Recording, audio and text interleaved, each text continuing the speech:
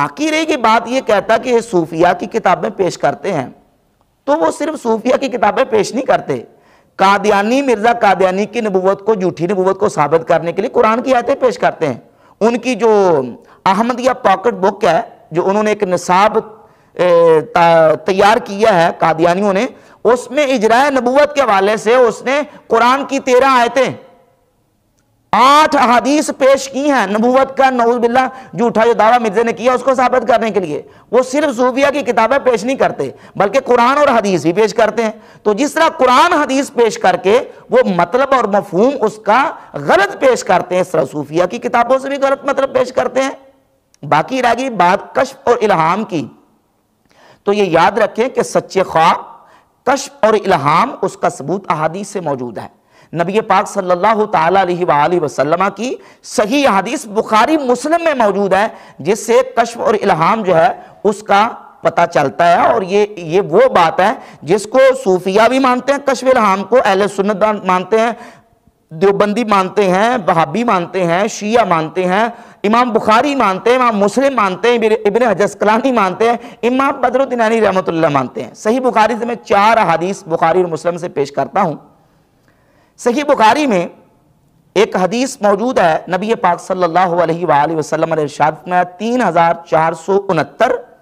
اور 3699، یہ 2 حدیثیں تقریباً مضمون ملتا ہے لیکن الفاظ اس میں مختلف ہیں۔ حضور علیہ السلام نے فرمایا تم سے پہلے جو قومیں تھیں، امتیں تھیں،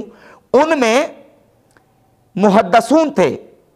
قد کان فیما مدا قبلکم من الامم محدثون، تم سے پہلی قوموں میں محدثون موجود تھے۔ اب محدثون کا معنی میں بعد میں پیش کرتا ہوں کہ اس کا معنی کیا ہے، صاحب الہام، جن لوگوں پر الہام کیا جاتا تھا۔ وَإِنَّهُ إِن كَانَ فِي أُمَّتِي هَٰذِهِ مِنْهُمْ فَإِنَّهُ عُمَرُ بْنُ الخطاب، اگر ان محدثون میں سے میری امت میں کوئی ہے تو وہ عمر بن خطاب رضی اللہ تعالیٰ عنہ۔ اب اس محدثون کا معنی کیا ہے؟ صحیح مسلم کی 6204 نمبر حدیث ہے، تفسیر محدثون ملہمون۔ محدثون کی تفسیر یہ ہے کہ وہ لوگ جو الہام کیے جاتے تھے، یعنی جن پر الہام کیا جاتا تھا، یعنی اللہ رب العزت ان کے دل میں بات ڈال دیتا تھا اور ان کو الہام کیا جاتا تھا، وہ پہلی امتوں میں بھی تھے، اور اگر میری امت میں کوئی ہے تو وہ عمر ابن خطاب رضی اللہ تعالی عنہ کی ذات گرامی قدر ہے۔ اور جو صحیح بخاری کی 3699 نمبر حدیث ہے، اس میں لفظ یہ ہے لَقَدْ كَانَ فِي مَنْ كَانَ قَبْلَكُمْ مِنْ بَنِي إِسْرَائِيلَ رِجَالٌ يُكَلَّمُونَ، تم سے پہلے بنی اسرائیل میں ایسے رجال تھے، یکلمون، جن سے کلام کیا جاتا تھا، جن سے فرشتے کلام کرتے تھے، ان سے کلام کیا جاتا تھا، یعنی اللہ رب العزت ان کے دل میں بات ڈال دیتا تھا، من غیر ان یکون انبیاء، بغیر اس کے کہ وہ نبی ہوں، یعنی وہ نبی نہیں تھے، غیر نبی تھے، اولیاء اللہ تھے، صالحین تھے، لیکن اللہ رب العزت جل شانہ ان کے دلوں میں بات ڈال دیتا تھا، ان سے کلام کیا جاتا تھا۔ فَإِن يَكُن مِّن أُمَّتِي مِنْهُمْ أَحَدٌ فَعُمَرٌ، اگر میری امت میں کوئی ہے تو وہ حضرت عمر رضی اللہ تعالیٰ۔ اب یہ جو حدیث ہے اس میں ان کا لفظ بھی، کلمہ بھی استعمال ہوا۔ امام ابن حجر اسقلانی نے لکھا، امام بدر الدین عینی رحمۃ اللہ علیہ نے لکھا کہ ان لیست للشک بل للتاکید، یہ جو حرف ان ہے یہ شک کے لیے نہیں ہے بلکہ تاکید کے لیے ہے، اور یہ علی سبیل توقع واقع ہوا ہے، یعنی میری امت میں یقیناً ایسے لوگ ہوں گے، اور ان میں سے حضرت عمر رضی اللہ تعالی عنہ ہیں جو صاحب الہام ہیں، جن پر اللہ رب العزت الہام کرتا ہے، جن کے دل میں اللہ رب العزت بات ڈال دیتا ہے۔ اسی وجہ سے حضرت عمر رضی اللہ تعالیٰ کا جو لقب ہے وہ لقب ہے کہ رأیہ للوحی والکتاب، جن کی رائے قرآن کے مطابق ہوتی تھی اور صاحب الہام تھے، اور اللہ رب العزت جل شانہ کی طرف سے ان پر الہام ہوتا تھا حضرت عمر رضی اللہ تعالیٰ کی ذات گرامی قدر پر۔ یہ 2 حدیثیں بخاری اور مسلم سے میں نے پیش کی ہیں، اور اس کے علاوہ ایک حدیث 6993 صحیح بخاری میں موجود ہے۔ نبی پاک صلی اللہ علیہ وسلم نے فرمایا من رآنی فی المنام فسیرانی فی الیقظہ، جس نے مجھے خواب میں دیکھا فسیرانی فی الیقظہ، وہ مجھے جاگتے ہوئے بھی دیکھے گا۔ اس حدیث کی شرح کرتے ہوئے امام ابن حجر اسقلانی رحمۃ اللہ علیہ فتح الباری شرح صحیح بخاری کی جلد نمبر 12 صفحہ نمبر 480 پر لکھتے ہیں ھذا المقام الذی اشار الیہ ھو الالہام، یہ مقام وہ ہے جس کی طرف اشارہ کیا گیا، وہ الہام کا مقام ہے، یعنی جو بندہ مجھے خواب میں دیکھے گا وہ جاگتے بھی دیکھے گا، یہ الہام کی طرف اشارہ ہے۔ لم ارا فی شیء من الاحادیث وصفہ بما وصفت بہ الرؤیا انہ جزء من النبوہ، فرماتے ہیں کہ جس طرح خوابوں کا وصف احادیث میں بیان کر دیا گیا ہے، الہام کے اوصاف احادیث میں بیان نہیں ہوئے، لیکن فرماتے ہیں قیل فی الفرق بینہما ان المنام یرجع الی قواعد مقررۃ ولہ تعویلات مختلفۃ، کہتے ہیں کہ یہ کہا گیا ہے کہ الہام اور خواب میں فرق یہ ہے کہ خواب جو ہے اس کے قواعد مقرر ہیں، اس کی تعویلات ہیں، اس کی تعبیرات ہیں، لیکن الہام جو ہے اس کے قواعد نہیں، یہ بعض لوگوں نے کہا ہے۔ لیکن وہ امام ابن حجر اسقلانی فرماتے ہیں یہ بات جو ہے یہ قابل محل نظر ہے اور اس کا تعاقب کیا گیا ہے۔ فرماتے ہیں کہ ایک فرق یہ ہے الہام اور خواب میں۔ الہام کیا ہوتا ہے کہ انہ لا یقع الا للخواص، الہام عام لوگوں پر نہیں ہوتا، خاص لوگوں پر ہوتا ہے۔ ولا یرجع الی قاعدۃ یمیز بہا بینہ بین لمۃ الشیطان، بعض لوگوں نے یہ کہا ہے کہ خواب میں اور الہام میں کوئی فرق کرنے والی چیز نہیں ہے، لیکن کہتے ہیں اس کا تعاقب کیے گئے۔ اہل معرفت نے یہ کہا کہ ان الخاطرہ الذی یکون من الحق یستقر ولا یضطرب، اگر دل میں کوئی بات ڈالی جائے اور دل کو قرار ہو جائے اور اضطراب نہ ہو، دل بے قرار نہ ہو، تو سمجھ لو کہ وہ جو دل میں ڈالی گئی ہے وہ الہام ہے، اور اگر دل بے قرار ہو جائے تو پھر وہ شیطان کی طرف سے ہے۔ یہ فرق بیان کرتے ہوئے امام ابن حجر اسقلانی رحمۃ اللہ صفحہ 480 پر لکھتے ہیں کہ انکار الالہام مردود، الہام کا سرے سے انکار کر دینا یہ مردود ہے، یہ باطل ہے۔ اور فرماتے ہیں نحن لا ننکر ان اللہ یکرم عبدہ بزیادت نور منہ یزداد بہی نظرہ یقوی بہی رأیہ، فرماتے ہیں ہم اس بات کا انکار نہیں کرتے کہ اللہ رب العزت جل شانہ اپنے بندوں میں سے کسی بندے کو نور ایمان اور زیادہ عطا فرما دے، اور پھر اللہ رب العزت جل شانہ اس کے دل کو قرار عطا فرما دے، اس کی رائے کو اللہ رب العزت جل شانہ قوی فرما دے، اس کا ایمان جو ہے وہ مضبوط فرما دے۔ اور ساری بات کرتے ہوئے امام ابن حجر اسقلانی رحمۃ اللہ علیہ نے فرق کیا الہام کا اور خواب کا، کہ الہام میں پوشیدگی کم ہوتی ہے، خواب میں پوشیدگی اور اخفاء زیادہ ہوتا ہے، اور یہ الہام اور کشف وہ چیز ہے کہ یہ بہت سارے اولیاء اللہ جو ہے ان کو حاصل ہوا ہے۔ ایک اور عبارت صفحہ 465 پہ امام ابن حجر اسقلانی رحمۃ اللہ علیہ الہام کے حوالے سے حدیث کی شرح کرتے ہوئے بیان کرتے ہیں، حدیث نمبر 6990 ہے صحیح بخاری کی، لم یبقى من النبوت الا المبشرات، کہ نبوت باقی نہیں ہے مگر خوشخبریاں۔ صحابہ نے پوچھے یا رسول اللہ وہ خوشخبریاں کیا؟ تو فرمایا کہ وہ نیک اور اچھے خواب ہیں۔ اب یہ جو حدیث ہے اس کی شرح امام ابن حجر اسقلانی رحمۃ اللہ علیہ نے کیا کیا؟ وہ فرماتے ہیں کہ قال ابن التین، امام ابن التین لکھا ہے مان الحدیث ان الوحی ینقطع بموتی، اس حدیث کا معنی یہ ہے کہ وحی میرے وصال پر منقطع ہو گئی، وحی نبوت ختم ہو گئی۔ ولا یبقى ما یعلم منہ ما سیکون الا الرؤیا،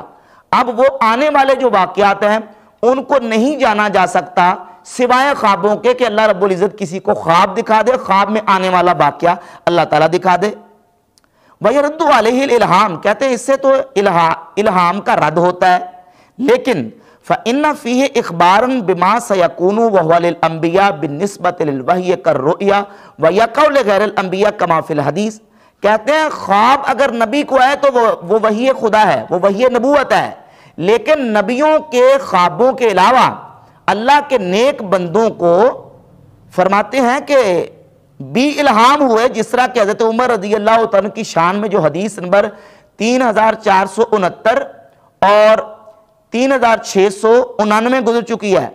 وہ کیا کہ نبی پاک علیہ السلام نے فرمایا پہلی امتوں میں محدثون گزرے ہیں، یعنی صاحب الہام، اگر میری امت میں کوئی محدث ہے تو وہ حضرت عمر رضی اللہ تعالیٰ نے۔ اب یہ دو حدیثیں آ گئیں، ایک حدیث یہ ہے کہ نبوت باقی نہیں ہے، صرف مبشرات باقی ہیں، دوسری حدیث یہ ہے کہ اگر میری امت میں کوئی صاحب الہام ہے تو وہ حضرت عمر ہے۔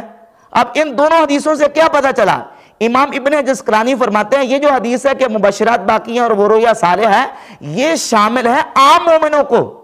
یہ حدیث کا تعلق عام مومنین کے ساتھ ہے کہ عام مومنین جو ہے ان کو اللہ رب العزت کو بشارت خواب کے ذریعے دکھا دیتا ہے، اور جو خاص مومنین ہیں ان کو اللہ رب العزت جل شانہ الہام عطا فرماتا ہے۔ فرماتے قد اخبر کثیر من الاولیاء عن امور مغیبت فکانت کما اخبروا، کہتے ہیں کثیر اولیاء اللہ ایسے گزرے ہیں جنہوں نے الہام کے ذریعے آنے والی جو اخبار ہیں، مبشرات اور خوشخبریاں ہیں، ان کی خبریں دی ہیں۔ تو کہتے ہیں اب سوال یہ پیدا ہوتا ہے کہ پھر وہ جو حدیث پیچھے گزر چکی ہے 6990 جس میں یہ کہا گیا کہ جو مبشرات باقی ہیں وہ رویا صالح ہیں، تو یہ جو حصر کیا گیا ہے مبشرات کو رویا صالحہ نیک خوابوں میں، اس کا کیا مطلب ہے؟ کہتے ہیں ان الحسر فی المنام لکونہ یشمل احد المؤمنین، مبشرات کو خوابوں نیک خوابوں میں جو حصر کیا گیا ہے وہ اس لیے کیا گیا ہے کہ وہ شامل ہیں عام مومنین کو، بخلاف الالہام، برخلاف الہام کے انہو مختص بالبعض، کیونکہ الہام کے لیے اللہ نے بعض مومنین کو خاص کیا ہے، ومع کونہ مختصا فانہ نادر، کیونکہ الہام کے ساتھ بعض مومنین خاص ہیں اس لیے الہام بہت نادر ہے، یعنی بہت کم لوگ ہیں جن کو الہام ہوا۔ فَإِنَّمَا ذُكِرَ الْمَنَامُ لِشُمُولِهِ وَكَثْرَةِ وُقُوعِهِ، آپ فرماتے ہیں کہ خواب کا ذکر اس لیے کیا گیا کیونکہ یہ عام طور پہ کثرت کے ساتھ واقع ہوتی ہے۔ وَيُشِيرُ إِلَى ذَلِكَ قَوْلُهُ صلی اللہ علیہ وسلم فَإِن يَكُن، اور نبی پاک صلی اللہ علیہ وسلم کا یہ جو فرمان ان یکن ہے اس سے پتہ چلتا ہے کہ الہام بہت کم ہے۔ وَكَانَ السِّرُّ فِي نُدُورِ الْإِلْهَام، اب ایک سوال پیدا ہوتا تھا، وہ یہ سوال پیدا ہوتا تھا کہ پھر الہام بہت کم کیوں واقع ہوا ہے؟ نبی پاک صلی اللہ علیہ وآلہ وسلم کے صحابہ اکرام علیہ رضوان سے الہام بہت تھوڑا اور کم کیوں واقع ہوا؟ تو اس کا جواب دیتے ہوئے امام ابن حجر فرماتے ہیں کہ حضور نبی پاک علیہ السلام کے صحابہ سے الہام بہت کم کیوں واقع ہوا؟ اس میں راز اور سر یہ تھا، کان السر فی ندور الالہام فی زمانہ و کثرتہ من بعدہ، حضور کے زمانے میں کم ہوا اور حضور علیہ السلام کے وصال کے بعد بہت زیادہ امتیوں کو الہام ہوا۔ اس کی وجہ یہ ہے غلبۃ الوحی الیہ صلی اللہ علیہ وسلم فی الیقظۃ،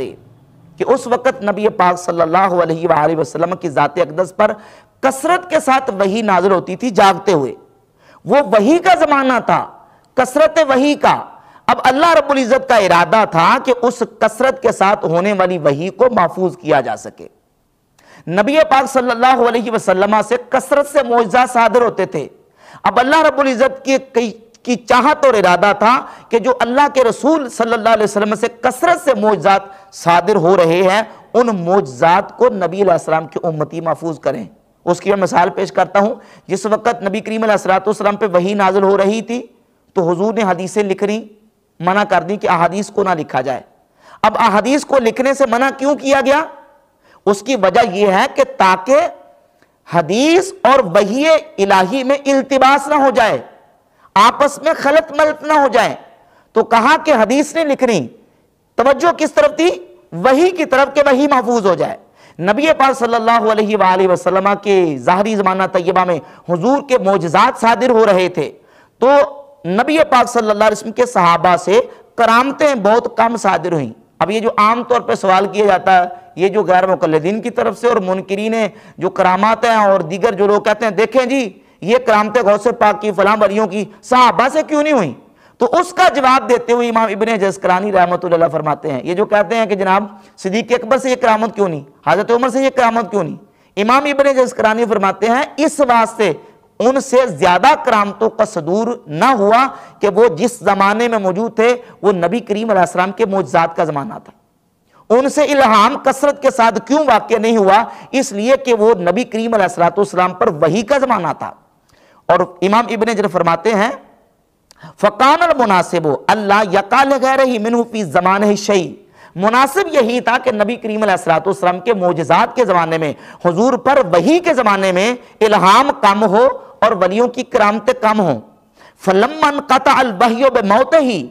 جب حضور علیہ السلام کے وصال سے وحی نبوت منقطع ہو گئی، وَقَعَ الْإِلْهَامُ لِمَنِ اخْتَصَّهُ اللَّهُ بِهِ، تو نبی پاک علیہ السلام کے وصال اقدس کے بعد اللہ رب العزت نے جن لوگوں کو الہام کے ساتھ خاص کیا تھا پھر اللہ نے الہام کے دروازے ان پر کھول دیے، اور ان کو کثرت سے الہام ہوئے، للامن من اللبس فی ذالک،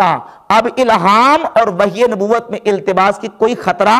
موجود ہی نہیں تھا، خطرہ ختم ہو گیا تھا۔ جس طرح حدیث اور وحی میں التباس کا خطرہ تھا، نبی کریم علیہ الصلوۃ والسلام کی ذات اقدس نے منع کر دیا کہ حدیث نہیں لکھنی، کیونکہ اس وقت وحی کا دور تھا۔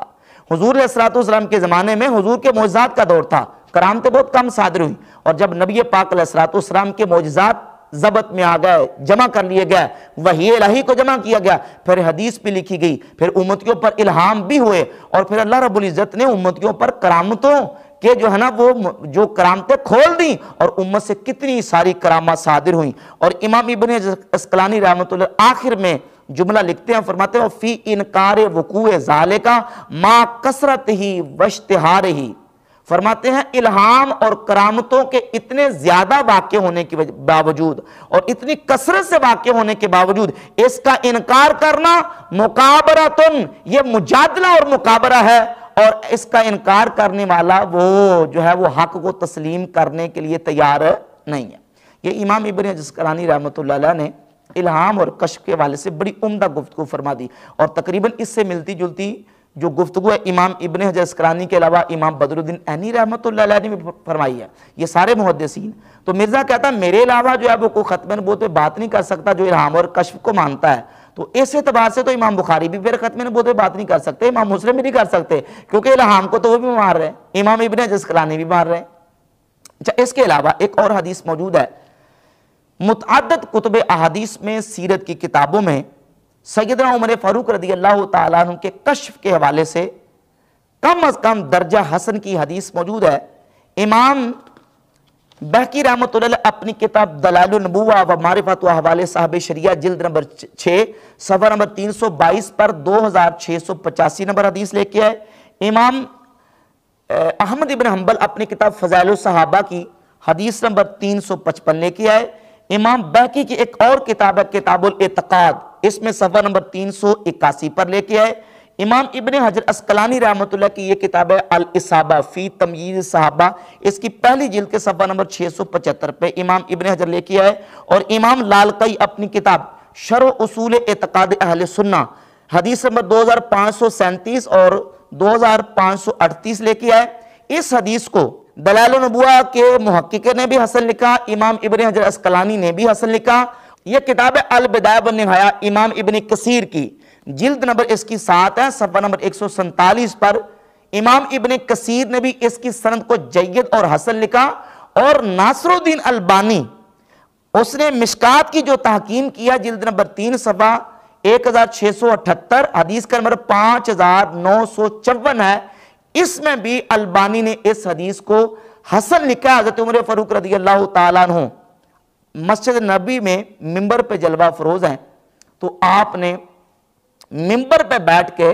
مقام نہامت جو کہ عراق کے علاقے میں موجود تھا، وہاں آپ کا لشکر گیا ہوا تھا، لشکر پر جب کفار نے مقابلہ کیا اور لشکر کو شکست ہونے لگی تو حضرت عمر رضی اللہ تعالیٰ عنہ کو اللہ رب العزت نے پردے ہٹا کے کشف عطا کیا۔ وہاں ممبر پر بیٹھے بیٹھے حضرت عمر نے پکار کے لشکر کو کہا یا ساریت الجبل، یا ساریت الجبل، اے ساریہ پہاڑ کی طرف ہو جاؤ۔ فوراً اللہ رب العزت نے وہ بات ان کو پہنچائی اور اللہ رب العزت جل شانہ نے اس لشکر کو کفار پر غلبہ اور فتح عطا فرما دی۔ یہ حضرت عمر رضی اللہ تعالیٰ عنہ کا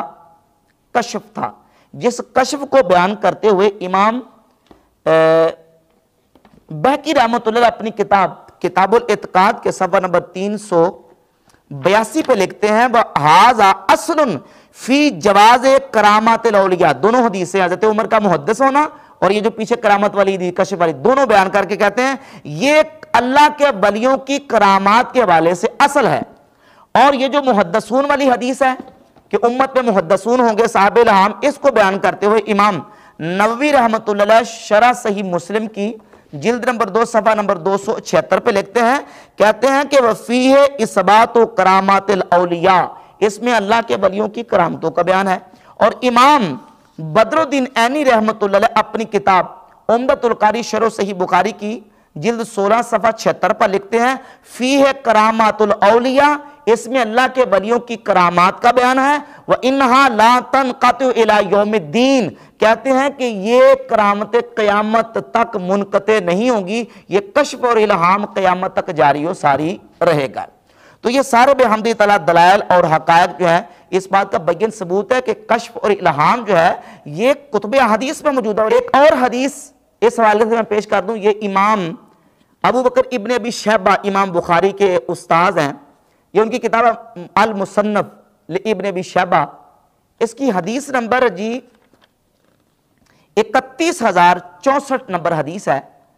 نبی پاک علیہ السلام کے ایک صحابی حضرت سیدنا حارث ابن مالک رضی اللہ تعالیٰ عنہ حضور علیہ السلام کی بارگاہ اقدس میں آئے تو حضور علیہ السلام نے فرمایا کہ اے حارث بن مالک تم نے صبح کس طرح کی، کس حال میں کی؟ تو انہوں نے عرض کی یا رسول اللہ میں نے اصبحت مؤمنا حقا، میں نے مومن برحق کی حالت میں صبح کی ہے۔ تو فرمایا کہ ان لکل قول حقیقتا فما حقیقت ایمان کا، ہر قول کی ایک حقیقت ہے۔ نبی پاک علیہ السلام نے فرمایا تیرے ایمان کی کیا حقیقت ہے؟ تو سنیے حضرت حارث بن مالک رضی اللہ تعالیٰ عرض کرتے ہیں یا رسول اللہ میں نے صبح اس حالت میں کی کہ دنیا سے میرا دل اٹھ چکا تھا، اور میں نے رات سحری کی حالت میں کی، اور دن میں نے اپنا جو ہے وہ پیاسے حالت میں کیا۔ وَلَكَأَنِّي أَنظُرُ إِلَىٰ عَرْشِ رَبِّي، اور گویا کہ میں اپنے رب کے عرش کو دیکھ رہا ہوں اور حساب میرے سامنے ظاہر کر دیا گیا۔ وَكَأَنِّي أَنظُرُ إِلَىٰ أَهْلِ الْجَنَّةِ، اور گویا کہ میں اہل جنت کو دیکھ رہا ہوں، اللہ کے عرش کو دیکھ رہا ہوں، اہل جنت کو دیکھ رہا ہوں، یتزاورون فی الجنہ، کہ وہ جنت میں ایک دوسرے کے ساتھ ملاقات کر رہے ہیں، ایک دوسرے کی زیارت کر رہے ہیں۔ وَكَأَنِّي أَسْمَعُ أَهْلِ النَّارِ، اور گویا کہ میں اہل جہنم کی آوازیں سن رہا ہوں۔ تو نبی پاک صلی اللہ علیہ وسلم نے فرمایا عبد نُوِّرَ الْإِيمَانُ فِي قَلْبِهِ، یہ وہ بندہ ہے جس کے دل میں ایمان کا نور بھر دیا گیا ہے۔ اِذْ عَرَفْتَ فَالْزَمْ، اے حارث بن مالک جب تو نے پہچان لیا ہے تو پھر اب اس کو لازم پکڑ لے۔ یہ کیا؟ یہ حضرت حارث بن مالک رضی اللہ تعالیٰ عنہ کی ذات گرامی قدر کا کشف تھا کہ اللہ رب العزت نے ان کو یہ ساری چیزیں دکھا دی۔ تو کشف اور الہام جو ہے اس کا وحی نبوت کے ساتھ کوئی مقابلہ نہیں ہے۔ اب اس نے یہ ساری باتیں جوڑ کے مرزائیوں کے خلاف جو مسلمانوں کا مقدمہ ہے اس کو کمزور کرنے کی کوشش کی ہے، اور عوام مسلمین کو تشویش میں ڈالنے کی کوشش کی ہے۔ یہ بات یاد رکھیں کہ وحی نبوت وہ قطعی اور یقینی ہے، اور نبی کریم علیہ السلام کی ذات اقدس پر وحی نبوت کا سلسلہ منقطع ہو گیا، اب کسی پر بھی وحی نبوت نازل نہیں ہوگی۔ نبوت کا سلسلہ اور وحی نبوت کا سلسلہ مکمل ہو چکا ہے۔ یہ جو حدیث میں نے پڑھی ہے مصنف ابن ابی شیبہ کی، یہ متعدد کتب احادیث میں موجود ہے۔ مصنف عبدالرزاق میں 20114 نمبر حدیث ہے، امام ابن مبارک کی کتاب الزہد 314 نمبر حدیث ہے، اور اس کے علاوہ معجم الکبیر طبرانی میں، شعب الایمان میں، مستب بزار میں، بہت ساری کتب احادیث پہ متعدد طرق کے ساتھ یہ حدیث موجود ہے، اور اس حدیث کی اصل جو ہے وہ تعدد طرق سے ثابت ہے، جو کہ کشف پر بالکل واضح دلیل ہے۔